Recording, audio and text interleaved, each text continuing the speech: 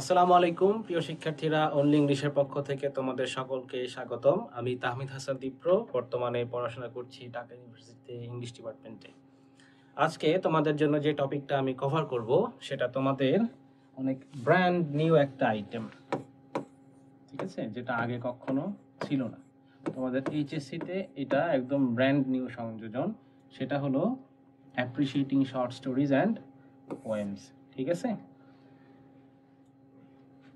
আচ্ছা, অ্যাপ্রিশিয়েটিং short stories and poem, এটা তোমাদের আগে কখনো ছিল না এবং এইচএসসি 26 এবং 27-এর জন্য খুবই ইম্পর্টেন্ট একটা টপিক। ঠিক আছে, এখান থেকে তোমাদের মোট 8 মার্কস থাকবে। এছাড়াও যারা এইচএসসি পরে পরবর্তীতে ঢাকা ইউনিভার্সিটিতে বি ইউনিটে অ্যাডমিশন দিতে চাচ্ছ কিংবা অন্যান্য যে কোনো ইউনিভার্সিটিতে আর্টস ফ্যাকাল্টিতে অ্যাডমিশন দিতে যাচ্ছ, তাদের জন্য এই টপিকটা ইম্পর্টেন্ট।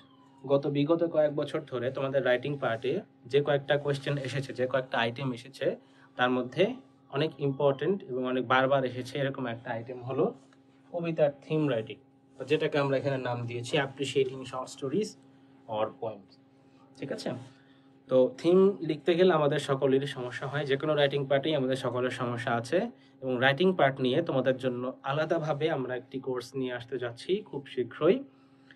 তো যে কোনো রাইটিং পার্টের জন্যই আমাদের যেহেতু সমস্যা হয়, আমাদের কবিতা বা গল্পের থিম লিখতেও আমাদের একই ধরনের সমস্যা হয়, বাট এগুলো লেখার খুব সহজ কিছু টেকনিক আছে এবং কিছু বোঝার বিষয় আছে, কিছু স্ট্রাকচার আছে এবং কিছু ফিচার্স আছে, যেগুলো তোমরা মেনটেন করতে পারলে তোমাদের কবিতার এই থিম নিয়ে কোনো ধরনের সমস্যা থাকবে না।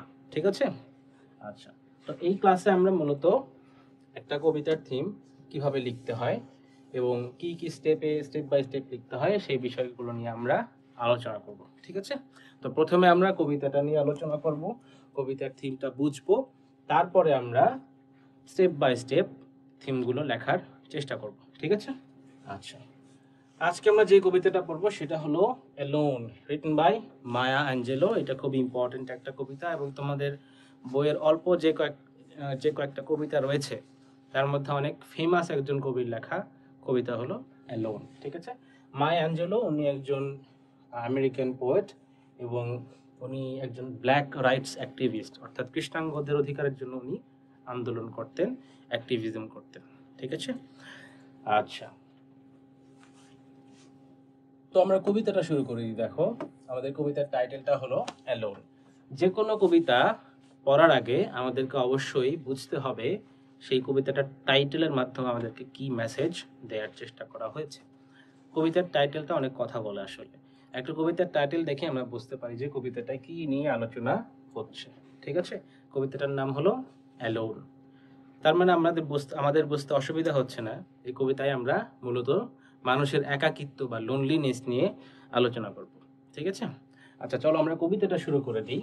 দেখো, কবিতাটা শুরু হয়েছে কোথায়? Lying thinking last night how to find my soul a home wire water is not thirsty and bread loaf is not stone.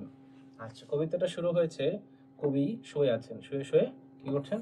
ভাবছেন। লাস্ট নাইট, গত রাতে কবি শুয়ে শুয়ে ভাবছেন যে how to find my soul a home, কিভাবে আমি নিজের জন্য একটা হোম খুঁজে পেতে পারি। ঠিক আছে, হোম খুঁজে পেতে পারি। এখন দেখো, পরবর্তী লাইনগুলোতে কবি এই হোমের একটা ডেফিনেশন দিয়েছেন। হোম কাকে বলে? কবির ভাষায় বা কবির মতে, কবির চিন্তা অনুযায়ী হোম হলো where water is not thirsting and bread loaf is not stone, এমন একটা জায়গা যেখানে আসলে ওয়াটার থার্স্টি না। ওয়াটার থার্স্টি না বলতে আসলে মূলত এখানে বোঝানো হয়েছে থার্স্টি তো ওয়াটার হয় না, তাই না? থার্স্টি যে খায় পানি সে হয়, তাই না? যে পানিটা পান করছে সে থার্স্টি হয়, বাট এখানে ওয়াটারের ক্ষেত্রে থার্স্টি বলতে এখানে মূলত কবি নিজেকেই বুঝিয়েছেন। ঠিক আছে, যেখানে পানি খেয়ে, এমন একটা জায়গায় যেখানে পানি পান করে পূর্ণ তৃপ্তি লাভ করা যায়। ঠিক আছে, পানি খাওয়ার পরে আর মনে হয় না যে আরো একটু পানি খাওয়া প্রয়োজন। ঠিক আছে, পানি খেয়ে শুধু তৃষ্ণাই মেটে না, একটা মনের একটা শান্তি আসে। ঠিক আছে, এরকম জায়গা। এবং and bread loaf is not stone, তার মানে কবির কাছে হোমের ডেফিনেশন হলো এমন একটা জায়গা যেখানে ওয়াটার এবং ব্রেড, বলতে এখানে আসলে সাধারণভাবে সব খাবারকেই বোঝানো হয়েছে। ঠিক আছে, ওয়াটার অ্যান্ড ব্রেড লোভ, খাবার এবং পানি যেখানে খাওয়ার পরে কবি পূর্ণাঙ্গ তৃপ্তি পেতে পারেন, এমন একটা জায়গাকে কবি বলছেন হোম। আচ্ছা, এরপরে কবি বলছেন যে I came up with one thing and I don't believe I am রং। এরপর কবি বলছে যে আমি তো রাতে ভাবছিলাম যে কিভাবে আমি নিজের জন্য একটা হোম খুঁজে পেতে পারি, যেখানে water is not thirsty and bread is not bread loaf is not stone, মানে এমন একটা জায়গা যেখানে খাবার খেয়ে পানি পান করে যা সব কিছু করে একটা অন্যরকম তৃপ্তি পাওয়া যাবে। ঠিক আছে, তো দেখো পরবর্তীতে কবি সেই হোম কোথায় খুঁজে পেতে পারেন তার একটা রিয়েলাইজেশন তার কাছে এসেছে, তার একটা উপলব্ধি তার কাছে এসেছে যে I came up with one thing. তার মানে কবি উপলব্ধি করেছেন যে হোম কোথায় খুঁজে পাওয়া যায়, one thing and I don't believe I am রং। এবং কবি বলছেন যে আমার মাথায় যেটা এসেছে আসলে আমার মনে হয় সেটা ঠিকই এসেছে, আমি হয়তো ভুল না। That nobody but nobody can make it out here alone. Alone, alone, all alone. Nobody but nobody can make it out here alone. আচ্ছা, তার মানে কবি বলছেন যে হোম হলো সেই জায়গা যেই জায়গায় মানুষকে লোনলি থাকতে হয় না, যেই জায়গায় মানুষকে একা থাকতে হয় না। ঠিক আছে, এমন একটা জায়গা যেখানে মানুষের ফ্যামিলি মেম্বার্স থাকবে, নিয়ার অ্যান্ড ডিয়ার ওয়ান্স থাকবে, এমন একটা জায়গা হলে আসলে সেটাকে আমরা হোম বলতে পারি। ঠিক আছে, তার মানে এই স্ট্যান্ডাটাতে আমরা কি দেখলাম যে কবি শুয়ে শুয়ে ভাবছিলেন কিভাবে I can find a home for my soul, আমার নিজের আত্মার জন্য, নিজের সোলের জন্য একটা হোম খুঁজে পাবো কিভাবে। এবং পরবর্তীতে কবি তিনি রিয়েলাইজ করলেন, তিনি উপলব্ধি করলেন যে হোম আসলে খুঁজে পাবো তখনই যখন আমার আশেপাশে আমার নিয়ার অ্যান্ড ডিয়ার ওয়ান্স থাকবে, আমি অ্যালোন থাকবো না। ঠিক আছে, এরপরে কবি এই কথাটাকে আবার রিপিট করছেন, nobody but nobody can make it out here alone. কবি বারবার জোর দিয়ে এই কথাটা বলছেন যে আসলে একা একা থেকে হোমকেও হোম মনে হয় না। ঠিক আছে, নেক্সটে দেখো কি আছে, দেখো there are some millionaires with money they can't use, their wives run around like banshees, their children sing the blues. আচ্ছা, এখানে কবি এবার সুইচ করে গেছেন মিলিয়নিয়ারদের কাছে, মানে রিচ পিপল যারা আছে, ধনী শ্রেণী, ধনী লোকদের কাছে। ঠিক আছে, ওয়েলদি পিপলদের নিয়ে এখানে কবি কথা বলতে শুরু করেছেন যে there are some millionaires, আমরা আশেপাশে অনেক রিচ পিপল দেখি, মিলিয়নিয়ার্স দেখি, কোটিপতি দেখি, with money they Kant use, তাদের কাছে টাকা আছে কিন্তু টাকা ব্যবহার করতে পারে না, অর্থাৎ টাকা খরচ করার জায়গা নাই। নিজের জন্য মানুষ কতটুকু খরচ করতে পারে, তার কেন খরচ করতে পারে না? দেয়ার ওয়াইফস রান রাউন্ড লাইক বানশিজ। বানশিজ হলো এটা তোমার আইরিশ মিথোলজির,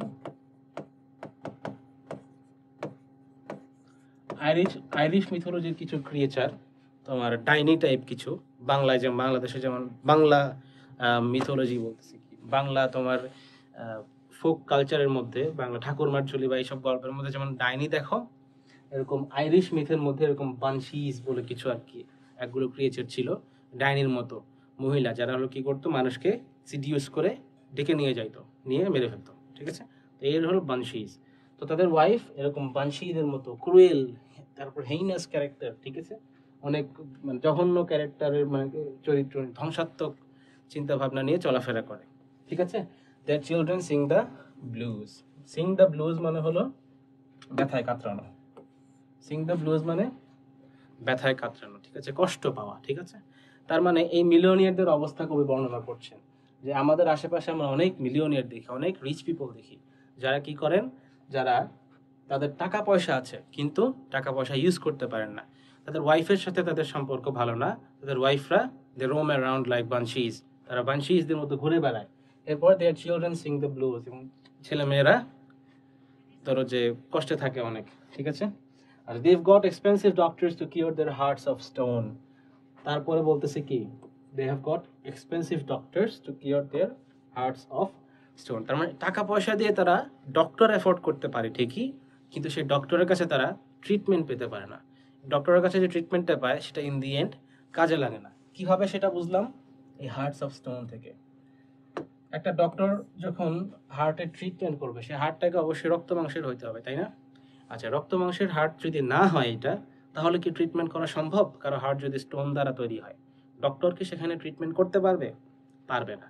এখানে হার্ট অফ স্টোন বলতে বোঝানো হয়েছে যে এই মানুষটা ইনওয়ার্ডলি মরে গেছে, জিন্দা লাশ। ঠিক আছে, এই মানুষটা ইনওয়ার্ডলি মরে গেছে, এই জন্য এক্সপেন্সিভ ডক্টরস দিয়েও আসলে তার এই হার্টকে কিওর করা পসিবল হচ্ছে না। কেন হচ্ছে না? এবং তার এই হার্ট অফ স্টোন হওয়ার কারণটা কি? তার হার্ট অফ স্টোন হওয়ার কারণ এই যে তার ওয়াইফদের সাথে, তার চিলড্রেনদের সাথে তার খারাপ সম্পর্ক। এরপরে কবি আবার একটা কনক্লুশনে পৌঁছেছেন, যে এই দাবিটা কবি একটু আগে করেছিলেন, সেটা হলো কি, but nobody can make it out here alone. তার মানে কবি এই মিলিয়নেরদের অবস্থা দেখে কবি আবারও একটা সেম কনক্লুশনে পৌঁছালেন যে মানুষ কখনোই একা থেকে ভালো থাকতে পারে না। ঠিক আছে? আচ্ছা, এরপর নেক্সট পার্টে যাই আমরা। দেখো, এরপর কবি বলছেন, কবি আমাদেরকে অ্যাড্রেস করে বলছেন, নাও if you listen closely I will tell you what I know, Sturm clouds are gathering, the wind is gonna blow. কবি এখানে স্টর্ম ক্লাউডস আর গ্যাদারিং বলতে মূলত একটা আপকামিং ডেঞ্জার, আপকামিং দুরবস্থাকে বোঝাচ্ছেন, যেটা আমাদের হিউম্যান কাইন্ড বা মানব সভ্যতার জন্য একটা আপকামিং দুরবস্থা হয়ে কিছু একটা আসছে। সেই জিনিসটাকে কবি স্টর্ম ক্লাউডস আর গ্যাদারিং বলে উল্লেখ করেছেন। ঠিক আছে? The wind is gonna blow, এবং স্টর্মের বাতাস, ঝড়ের বাতাসটা it's soon going to blow, খুব দ্রুত এটা শুরু হতে যাচ্ছে। The race of man is suffering and I can here the মোন। এখন দেখো কবি বলছে দ্য রেস অফ ম্যান মানে হলো ম্যানকাইন্ড, হিউম্যান কাইন্ড, মানব জাতি। ঠিক আছে? Mankind is suffering and I can here the মোন। মানে কি? মৌন মানে হলো তোমার কাতরানি। ঠিক আছে? যন্ত্রণায় উহু হা করা, এটা হলো মৌনিং। ঠিক আছে? আচ্ছা, the race of man is suffering and I can here the মোন। এবার কবি বলছেন যে আমি স্টর্ম ক্লাউড গ্যাদার হতে দেখতেছি, আমি wind is going to blow আমি দেখতেছি, বুঝতে পারতেছি মানুষ, হিউম্যান রেস অফ ম্যান, তারা সাফার করতেছে, এবং কবি তাদের সেই যন্ত্রণায় কাতরানো, মানুষ যে সাফার করতেছে, সাফার করার ফলে যে তারা গোঙানি কাতরানি দিচ্ছে, এই কাতরানিটা কবি শুনতে পাচ্ছেন। এবং এই সাফারিংটা কেন হচ্ছে? দেখো কবি বলছে because nobody can make it out here alone. এবং অবশেষে কবি শেষে আবার বলছেন, এই যে মানুষের সাফারিং এর কারণ, এই যে মানুষ এত কষ্ট পাচ্ছে, the storm clouds are gathering, upcoming একটা বিপন্ন অবস্থা মানব সভ্যতার জন্য অপেক্ষা করতেছে। এই জিনিসটা কেন হচ্ছে? কারণ মানুষের মধ্যে এখন আর আগেকার মতো সোশ্যাল বন্ডিং গুলো নাই, মানুষ এখন অ্যালোন হয়ে গেছে। যার ফলে কি হচ্ছে? এই যে মানুষ, the race of man is suffering. তাহলে এই কবিতা থেকে আমরা কি বুঝতে পারলাম? কবি দেখো তিনটা ক্ষেত্রে কবি তিন ধরনের সিচুয়েশনের বর্ণনা দিয়েছেন, এবং বর্ণনা দেওয়ার পরে কবি একটা কনক্লুশনে পৌঁছেছেন। আচ্ছা, বর্ণনাগুলো কি ছিল? প্রথমে কবি বলছেন যে আমি এমন একটা জায়গা চাই যেটা আমার কাছে it will feel like home, যেখানে আমি খাবার এবং পানি খেয়ে পূর্ণ স্যাটিসফ্যাকশন লাভ করতে পারবো। স্টিল কবি ভাবতেছেন, পরে আমি রিয়েলাইজ করলাম যে এই যে পেট ভর্তি খাবার, তারপরে তৃষ্ণা মেটানোর মতো পানি, এটা থাকা সত্ত্বেও একটা জায়গা আসলে ঠিক হোম হইতে পারে না। কেন হইতে পারে না? কারণ মানুষ একা থাকতে পারে না। Nobody can make it out here alone. এরপরে কবি বলছেন মিলিয়নিয়ারদের কথা বা রিচ পিপলদের কথা, যেখানে কবি বলছেন এই যে রিচ পিপল, তাদের টাকা আছে, ডক্টর আছে, টাকা পয়সা খরচ করার জায়গা নাই, তাদের ওয়াইফের সাথে সম্পর্ক ভালো না, এবং তাদের চিলড্রেনদের অবস্থা ভালো না। ঠিক আছে? Children Singh the blues. তার মানে কবি বলছেন যে এই যে মানুষের হাতে টাকা পয়সা আছে, সবই আছে, কিন্তু ওয়াইফ এবং চিলড্রেনদের সাথে সম্পর্ক ভালো না থাকার কারণে শেষ পর্যন্ত কোনো কিছুই কাজে আসতেছে না। লাস্টলি কবি বলছেন যে কবি আমাদেরকে আহ্বান করে বলতেছেন, the storm clouds are gathering, the race of man is suffering. এই সব কথা বলার মাধ্যমে কবি বলছেন যে আগামীতে একটা ডেঞ্জার আসতে চলেছে আমাদের জন্য, মানুষ সাফার করতে চলেছে, এবং কবি শি ক্যান হিয়ার দ্য মোন, কবি সেই মানুষের সেই কাতরানিটা, সেই সাফারিংটা, চিৎকারটা সে শুনতে পাচ্ছে। এবং শুনতে পাওয়ার ফলে কবি বলছেন এই যে মানুষ সাফার করছে, এর কারণ কি? এর কারণ হলো এই যে মানুষ এখন একা থাকে, মানুষের সোশ্যাল বন্ডিং নষ্ট হয়ে গেছে, যার ফলে মানুষের এই দুরবস্থা। ঠিক আছে? আচ্ছা, এই হলো আমাদের কবিতার মূল ভাব। ঠিক আছে? এখান থেকে এখন আমরা কবিতার থিম লিখব। ঠিক আছে? অ্যাপ্রিসিয়েশন যেটা বলা হচ্ছে। ঠিক আছে? আচ্ছা, ফার্স্ট অফ অল আমাদের যে জিনিসটা মাথায় রাখতে হবে যে তোমাদের এই আনসারে কি পার্ট থাকবে। ঠিক আছে? তোমাদের এই আনসারে মূলত দেখো, পুরো কবিতা পড়ে পুরো কবিতার মূল বক্তব্য বোঝে নেয়া। ঠিক আছে? কবিতা পড়ে পুরো কবিতার মূল বক্তব্য বুঝে তারপর যে কাজটা করতে হবে সেটা হলো থিমটাকে উল্লেখ করে শুরুতে একটি ইন্ট্রোডাক্টরি সেন্টেন্স লিখে ফেলা। কবিতা পড়ে আমরা যা বুঝলাম শুরুতেই এক লাইনেই সেই কথাটা লিখে ফেলতে হবে, ঠিক আছে। থার্ডলি যে কাজটা করতে হবে সেটা হলো যে সকল লাইন থেকে কবিতার মূল ভাব উপলব্ধি করেছো সেই সকল লাইনগুলো নিজের ভাষায় উল্লেখ করে তোমার দাবি করা থিমের সপক্ষে প্রমাণ দেয়া। থিম লেখার জন্য সবচেয়ে ইম্পর্টেন্ট যে জিনিসটা সেটা হলো প্রমাণ দেয়া, ঠিক আছে। কারণ যে কেউ তো যে কোনো কিছু দাবি করতে পারে, তাই না? আমি বলে দিলাম যে উদ্দীপকের গুরুত্ব অপরিসীম, কিন্তু প্রমাণ করতে পারলাম না, তাহলে তো আমার আনসার অ্যাকসেপ্টেড হবে না, তাই না? আচ্ছা, তো সেজন্য কবিতার যে সকল লাইন থেকে তুমি বুঝতে পারলে যে এই কবিতার মূল ভাব এটা, সেই সকল লাইনকে নিজের ভাষায় ছোট ছোট করে উল্লেখ করবে। যেমন ওইখানে কবির হোমের কথা, মিলিয়নিয়ার্সের কথা, স্টর্ম ক্লাউডসের কথা, এগুলো নিজের ভাষায় নিজের মতো করে উল্লেখ করবে, করে বলবা যে এই এই জায়গা থেকে কবি একটা কনক্লুশনে পৌঁছেছেন, উপসংহারে পৌঁছেছেন যে nobody can make it out here alone, ঠিক আছে। মানুষের মধ্যে কানেকশনটা যে জরুরি, এই জিনিসটা কবি উপলব্ধি করেছেন। লাস্টলি পুরো লেখার একটি উপসংহার লিখে লেখা শেষ করে দেয়া। শেষ পর্যন্ত যা যা লিখছো পুরো বডিতে, ইন্ট্রোডাক্টরি থেকে তোমার এই বডি পর্যন্ত, রেফারেন্স পর্যন্ত যা যা লিখছো সব কিছুই সামারাইজ করে লাস্ট লাইনে লিখে ফেলা, ঠিক আছে। আচ্ছা, দেখো কিভাবে লিখবা। প্রথমে তোমাকে যে কাজটা করতে হবে সেটা হলো আইডেন্টিফাই করতে হবে কবিতার থিম কি, যেটা আমরা একটু আগে আমাদের কবিতা থেকে অলরেডি আইডেন্টিফাই করে ফেলেছি। নেক্সট যেটা করবো সেটা হলো রেফারেন্স, এই পার্টটা, এইটা যে সকল লাইন থেকে কবিতার এই অংশটা, ঠিক আছে, যে লাইনগুলো নিজের ভাষায় উল্লেখ করা, এটা হলো রেফারেন্সিং। এরপরে হলো কনক্লুশন, এবং সর্বশেষ তোমাকে কনক্লুশন লিখতে হবে। কনক্লুশন লেখাটা it's not a big deal, এটা হলো জাস্ট পুরো প্যাসেজ, তোমার পুরো লেখাটার একটা সামারি, ঠিক আছে। আচ্ছা দেখো, এই কবিতা থেকে আমরা তো থিম বুঝতে পারলাম। থিমটা কি? দেখো, এই কবিতার থিম হলো human connection and the necessity of community. Community মানে হলো একতাবদ্ধ হয়ে থাকা, group, two live in groups, দলবদ্ধ হয়ে থাকা, এটাকে বলা হচ্ছে কমিউনিটি। তার মানে এই যে কবিতায় আমরা দেখলাম যে মানুষের এই দুরবস্থার কারণটা কি? লোনলিনেস বা অ্যালোন থাকা। সেখান থেকে আমরা যে রিয়েলাইজেশনটা পেলাম, যে উপলব্ধিটা করলাম, সেটা হলো যে হিউম্যান কানেকশন এবং কমিউনিটি বিল্ড আপ করা, একসাথে দলবদ্ধ হয়ে থাকা, সামাজিক বন্ধন দৃঢ় থাকা, এই জিনিসটা কতটা গুরুত্বপূর্ণ, এই নেসেসিটিটা আমরা বুঝতে পারলাম। সেজন্য এই কবিতার থিম আমরা কি বের করেছি? দেখো, human connection and the necessity of community. তার মানে আমাদের ইন্ট্রোডাক্টরি সেন্টেন্সটা কি হবে? The poem talks about loneliness and the importance of human connection, ঠিক আছে। এইটা হলো আমাদের কবিতার থিমের প্রথম লাইন, ঠিক আছে। এরপরে দেখো আমরা প্রুফ করব, ঠিক আছে। আচ্ছা দেখো, আমাদের কবিতায় কয়েকটা পার্ট আছে এখানে। এই যে how to find my soul a home, এখান থেকে এই পর্যন্ত, এটা একটা পার্ট, এটা একটা পার্ট, এটা একটা পার্ট, এটা একটা পার্ট, এটা একটা পার্ট, ঠিক আছে। এখান থেকে আমরা মূলত একটা মেসেজ পেলাম, যেটা আমরা একটু আগে আলোচনা করেছি। সেটা হলো যে কবি এই যে তিনটা সিচুয়েশন বর্ণনা করে কবি মূলত বোঝাতে চাইলেন যে কবি রিয়েলাইজ করেছেন এই তিনটা সিচুয়েশনে যে দুরবস্থাটা তৈরি হয়েছে মানুষের মধ্যে, এইটার পেছনে কারণ কি? এটার পেছনে কারণ হলো loneliness.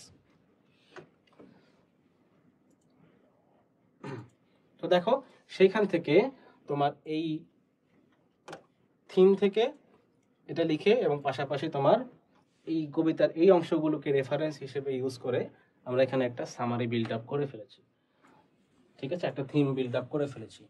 The poem talks about human connection and the necessity of community, ঠিক আছে। আমাদের প্রথম ইন্ট্রোডাক্টরি সেন্টেন্সটা শেষ।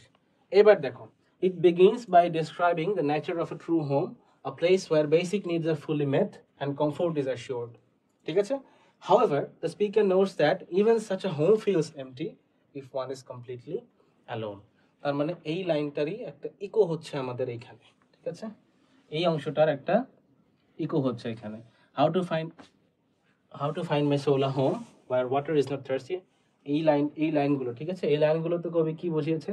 যে home is not quite home যখন মানুষ অ্যালোন বা লোনলি থাকে, ঠিক আছে। আচ্ছা, এরপরে দেখো, তারপর she then reflects on the struggles of rich people. এরপরে কবি বলছেন সেই মিলিয়নিয়ারদের কথা, who despite their wealth and comforts, তাদের টাকা পয়সা এবং সম্পত্তি থাকা সত্ত্বেও লোনলি বোধ করে, ঠিক আছে। আচ্ছা, পরবর্তীতে এই রিচ পিপল থেকে she extends this idea to all of humanity। এরপরে কবি মিলিয়নিয়ারদের থেকে একদম সরাসরি কোথায় চলে গেছেন, পুরা ম্যানকাইন্ড বা রেস অফ ম্যানের দিকে চলে গেছেন। সেখানে বলছেন যে suffering under Sturm clouds that R gathering, ঠিক আছে, যে মানব সভ্যতা যে আস্তে আস্তে এই যে লোনলিনেসের কারণে, সামাজিক বন্ধন দৃঢ় না থাকার কারণে যে মানুষ আস্তে আস্তে সাফার করছে, এই বিষয়টাকে কবি উল্লেখ করেছেন এই অংশটাতে। সেটা আমরা পরবর্তীতে নিজের ভাষায় এখানে লিখেছি, ঠিক আছে। Suffering under Sturm clouds that R gathering. The poem concludes that these miseries arise from isolation and weak connections between people। পরবর্তীতে কবি এই যে রিচ পিপলদের বর্ণনা, home is not quite home when one is alone, তারপরে তোমার মানুষের মানব সমাজ, মানব সভ্যতা যে সাফার করছে, এই বিষয়গুলো উল্লেখ করার মাধ্যমে কবি শেষ পর্যন্ত একটা কনক্লুশনে পৌঁছেছেন যে কি, যে এই সকল দুঃখের কারণ, এই সকল মিজারিস, এগুলোর কারণ হলো আইসোলেশন বা লোনলিনেস এবং উইক কানেকশনস বিটুইন পিপল, ঠিক আছে। ফলে আমাদের দেখো এই যে থিমটা আমরা দাবি করলাম, এই থিমটা আমরা বাকি এই কয়েকটা লাইন দ্বারা প্রুফ করে দিলাম, ঠিক আছে। এইভাবে যদি তুমি থিম লিখতে পারো, আশা করা যাচ্ছে থিমের মধ্যে 8-এ তুমি 7 পাবা, ঠিক আছে। তো আজকের মতো আমাদের ক্লাসটা এখানেই শেষ। Till then stay fine. আসসালামু আলাইকুম।